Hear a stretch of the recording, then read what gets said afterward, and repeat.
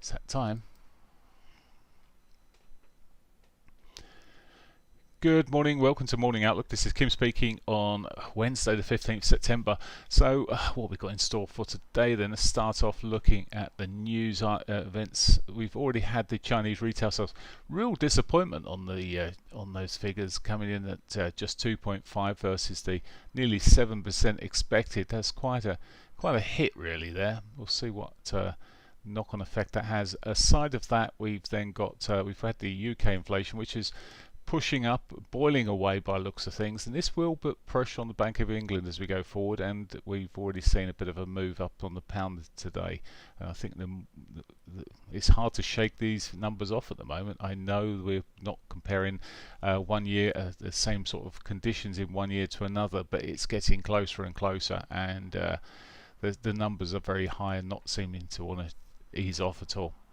Later today then, 1:30, we've got the Canadian data, inflation data, which, as I said earlier this week, these inflation data, it can certainly give some volatility, and I think that's what we've got to be watching out for at those times, especially if you're day trading and you're working with small stops or anything like that. You'll need to be watching for that.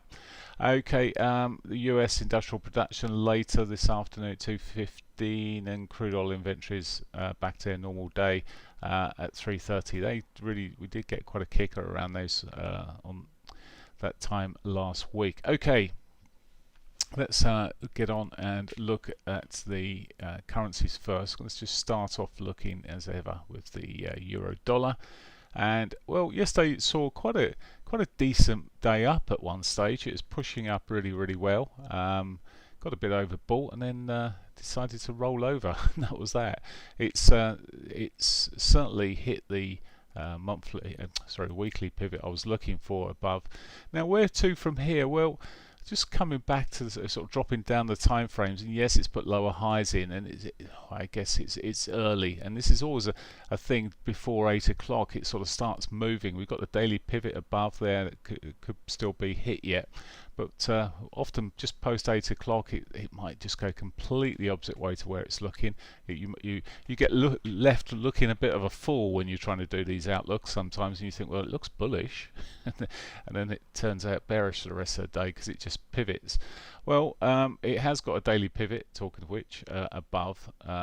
A push up and above that would be, to me, a bit more of a bullish day, and maybe we will see the continuation to the upside here. But we have obviously, and it's already been pipped here. We've got these lows here at about 118 pivotal area. It looks like it's just sort of drawn in probably some of the sellers that are below there already pre 8 o'clock here. If it comes down post 8 o'clock, I think it'll have a bit more strength of it. We'll be looking down towards the S1 and maybe even lower. So it's just a wait and see bit of morning, but that's the way it is these days. Often it's 9 o'clock or later before the markets decide their direction. Looking at the pound, well, yes, again yesterday shot up and it got overbought. similar case really. Sold off. But one thing with the pound, and you see it here, is the high lows, high highs still sit there on the dailies. It's still edging up and trying its best. It's put in a new high yesterday, which well, if it hadn't come and broken the low there, would have been giving us a higher low, and well, it's then taken that low out since. But at the moment, pushing up at that high inflation data, and again, this is a case of break of that daily pivot. I think it will be a bit more of a bullish game. We'll be looking towards the R1 and maybe further. It's certainly got the scope of it. Dolly Yen sits in its well, has been sitting in this sort of rising trend here, but you can just sort of see it rolling over this lower high. It's popped in here, and off it's broken. Let's just get my pen. There we go. Hopefully you see this, and it just, by breaking the lows here, it's given us a lower high, and it does look, maybe it's just a sort of a bit of a move to a bit more to safety going back on here, and for the yen picking up. It's got no other reason to pick up apart from safety, so that's the way it's looking there. Just coming down the time frames, lower highs coming through. I mean, yesterday it was trotting up there, but suddenly off it goes again,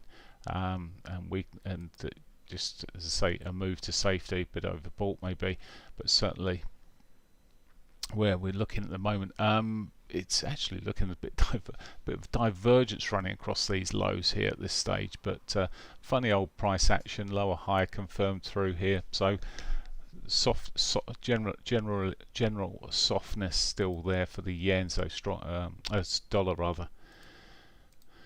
Okay, Aussie dollar. So Aussie dollar strong down day yesterday, taking at the highs, closing below the lows, and really struggling. We've got a bit of an upside at the moment. This in turn on one or two of the time frames might just give us an opportunity for a short side. Would like to see if it popped into this daily pivot above here. Its reaction to that daily pivot starts selling off. Well, maybe worth jumping aboard. It has put these spiky candles in, which suggests that was demand coming in at those levels and pushing the market back up, but it's in light volume. So as I said, a push into that daily pivot, and again it's quite pivotal, the pivots today, in terms of what I'm looking for there. A push above those, well, perhaps just looking for a different place to sell it really at the moment. It does just look a bit soft. Okay, Canadian dollar. It's almost the opposite to the Aussie in a sense. It's ended up a solid day yesterday, outside day, excuse me, and looking a bit bullish. It's pitched above that at the moment, but just coming off. But I'll be watching the maybe the daily pivot. There's a whole combination of moving averages around here, nest of them, as I referred to it the other day, nest of moving averages, which may just give that support. Now, one thing here is by breaking this near-term low, it will have put a lower high in on the shorter time frames. Bit messy, so just need to tread carefully around that sort of area. But if it starts spiking up again, well, perhaps there's more in it. Right, that's pretty much it there. Let's just have a quick look at the euro yen on the shorter time frames, and this has been really my favourite time frame these days. Seems to be the 4 hourly lower highs, lower lows coming through here, and it's really seems to be more potential for further downside. Retracements are the opportunity to sell for me on that at the moment. So there we are, euro yen. Right, let's kick on and look at gold.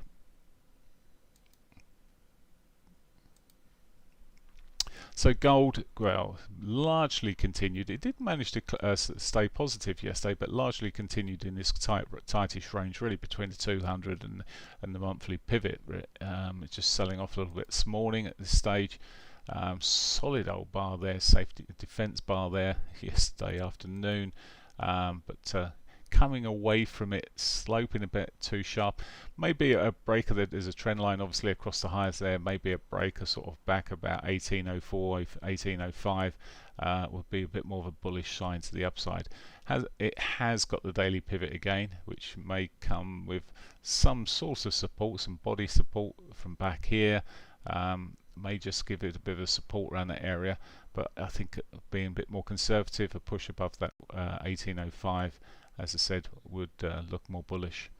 Commodity wise, otherwise, oil, well, remember we've got the data coming out later today. Has been continuing pretty much. Someone asked me yesterday, sorry I didn't get to answer it, Roy, where in terms of targets. I think it was Roy, someone asked me anyway.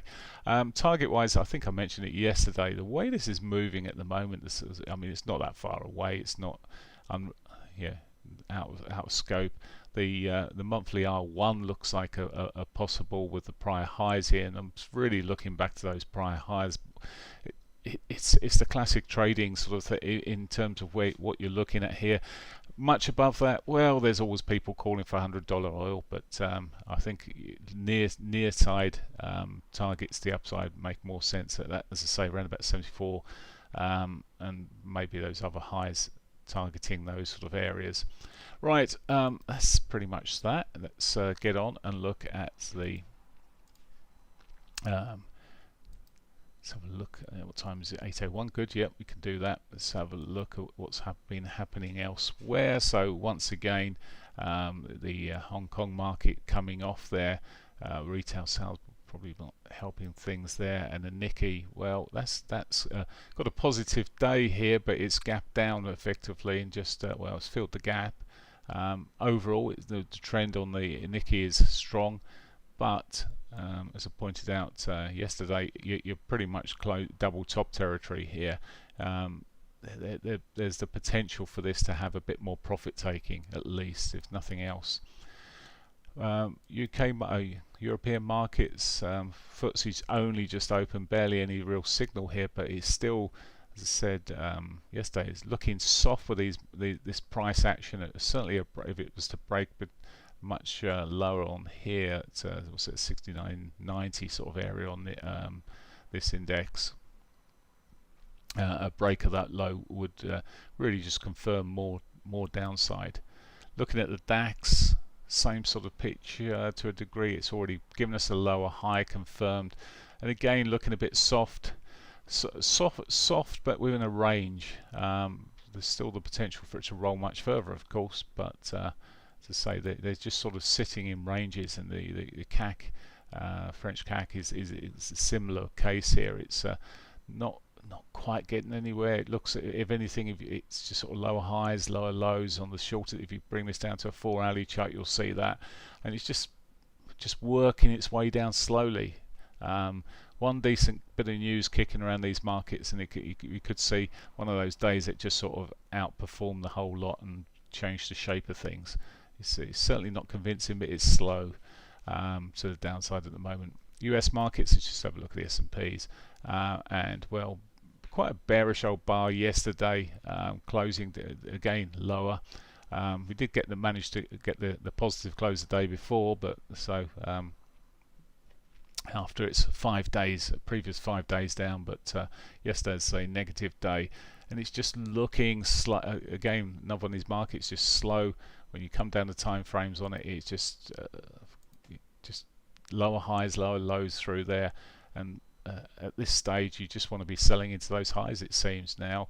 Obviously treading carefully, as I said, just one shot and it could just be pushing up there. Okay, let's just go on to you see it much clearer on something like the Dow Jones here. Lower highs, lower lows, just dropping down. It is sitting around some prior lows there. Might just get a bit more of a buy from that sort of area. You just see it, but I don't know, actually coming to dailies, and it just looks a little bit more bearish. It's just trickling its way over further and further at the moment.